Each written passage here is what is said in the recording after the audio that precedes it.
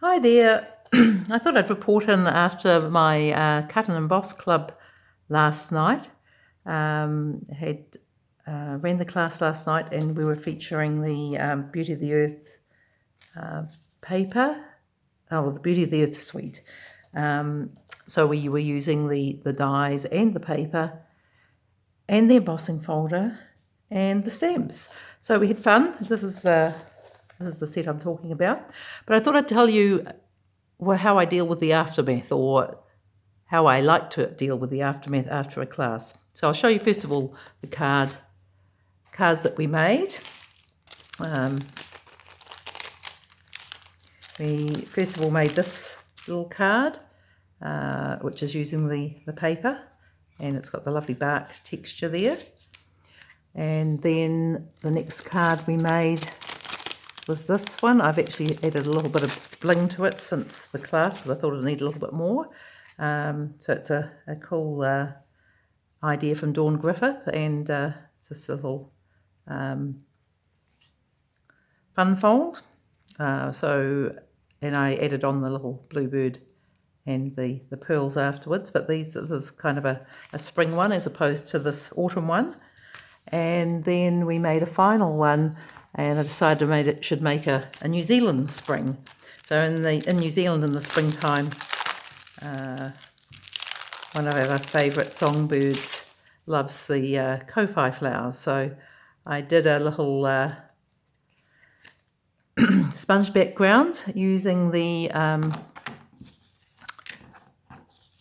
one of the shapes from the die set as a stencil. This is the one I was using, and I've made a little kowhai tree with its yellow flowers. And I don't know whether you can see. I'll bring it up a little bit closer. I used a bit of Winker Stella to give some of the iridescence on our little tui, and he has this little white patch of feathers at his neck. And I used some of the offcuts that came from out of this tree. Used a little touch of white on there. So that was my little New Zealand spring card. So what happens after I've had a class is I've been demonstrating things, and I've been working along with people, showing some options, and I always end up with a pile of leftovers. So I sat down this morning, decided I'd use them to finish off some cards. So I just thought I'd show you the ones I made. So this is the one we started off with. So I've made this one with some offcuts and some designer paper, and then I made this one. And this is using what was left after I die cut out of the middle. So that's another thank you card. And I use this one, which is using some of the reverse sides, the B sides from the designer series paper in the suite. I used some strips here to decorate the inside. And then I had the pop-up one, the pink pop-up. So I decided I'd use the Hydrangea Hill suite and add that. And I like the way that you have got this trailing down on the card, but you're still seeing it through this little window. So I think that's a nice way. It's a really nice fun fold. I didn't manage to use up all my stuff, but I did get as far as making an inside for this card. So that will be something else still to be finished.